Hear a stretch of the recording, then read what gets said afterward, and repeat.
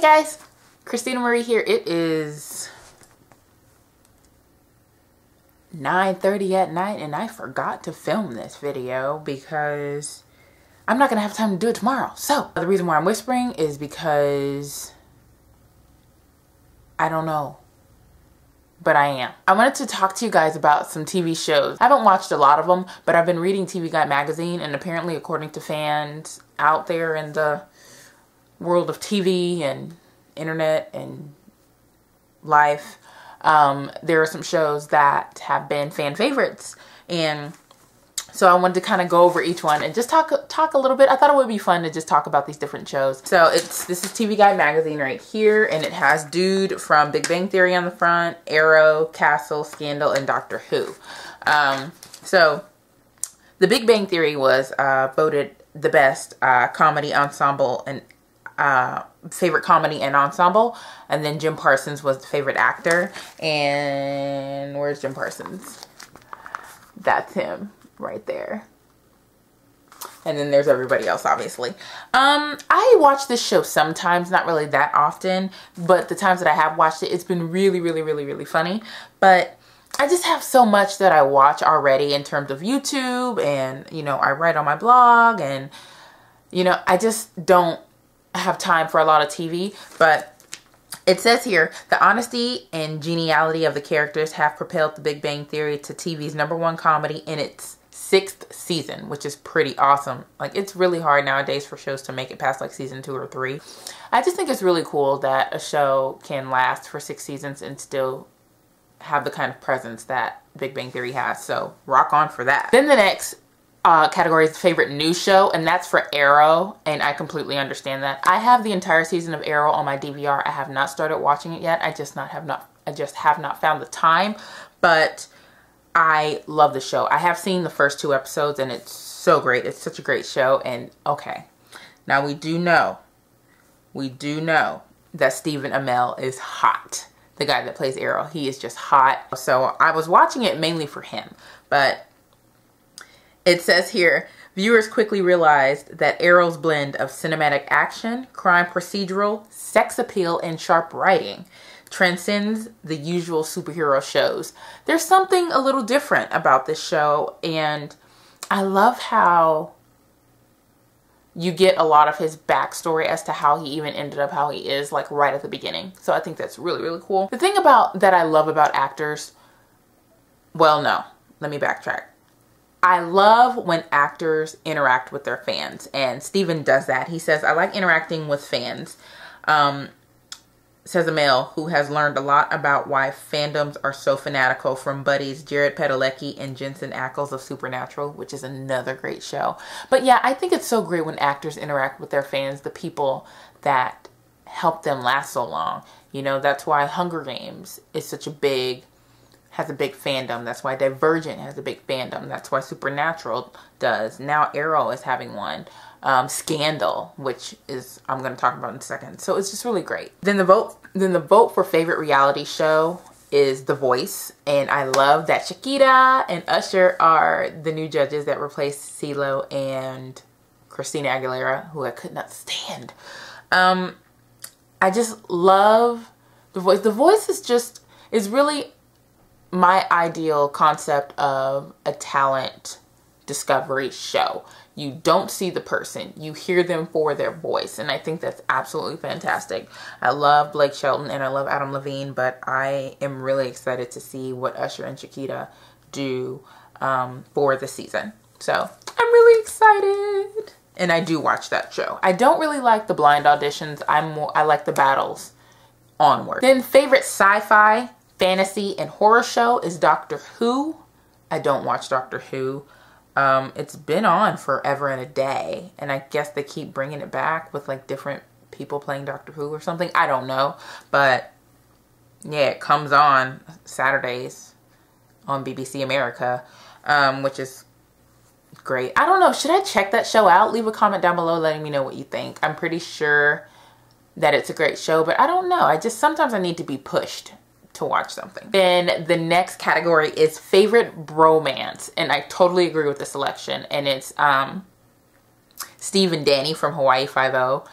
I love those two together. I don't watch the show that much anymore. I stopped watching it after like halfway through season 2. But I really love the chemistry of those two. The whole Bookham Dano thing is hilarious to me. And it's nice that they brought the show back from when it was first conceptualized back in, what, the 70s? Something like that. It says, they routinely bicker like an old married couple, but there is no denying that Hawaii Five-O's island-bound agents Steve McGarrett, played by Alex O'Loughlin, and Danny, or Dano Williams, played by Scott Kane, care about each other like brothers. As with typical brothers, the actors accept their fan-favorite bromance honor with tongue-in-cheek machismo. It's a great show. And they're hot. Come on. Next category is favorite couple. And I don't watch this show, but it's Castle. Beckett and Castle, I guess. I have no idea. This guy who plays Castle, I guess, Nathan Fillion, I knew him from soap opera days. When I was really, really little, he played, I think, Joey on like All My Children Are One Life to Live, one of the two. And then he was on, I think, Buffy for a little bit. That's where I know him from. And was he on like Firefly or something like that? I don't remember. But yeah, that's where I know him from. I don't know him on Castle, so I don't really know if this is a great show or not. But I am all for romance on TV. I love it. And the picture that they have here is pretty snazzy. Like, that's the picture. Like, okay. Not really. But it's just a cute picture. The relationship is about so much more than these two characters sleeping together. It's about a real friendship and a real love. Two imperfect people finding each other and becoming better together. It's relatable and something to aspire to. And that's cool. I think when you're watching TV, sometimes you want to relate to the people that you're watching. I think that's a great idea. And I'm sorry for my shirt. It keeps slipping. It's been stretching over the years. Yes, UCLA Bruins. Woo woo. Next category is favorite classic show, and that's none other than Star Trek. Did I watch Star Trek? No. Is that the one with like Han Solo or Mr. Sulu? Is that the right show? Maybe. But yeah, this show ran from 1966 to 1969. But it says hardly a smash by anyone's standards, yet Star Trek went on to spawn 5 spin-off series and 12 motion pictures. I get it. And it says, and it still boasts millions of diehard devotees who steadfastly refuse to get a life. Now, question. Your preference, Star Trek or Star Wars? I would love to know. Comment down below. Favorite feud? None other than Downton Abbey's Thomas versus O'Brien. Now, I think O'Brien is gone, if I remember correctly. Sorry if I spoiled it. Didn't mean to.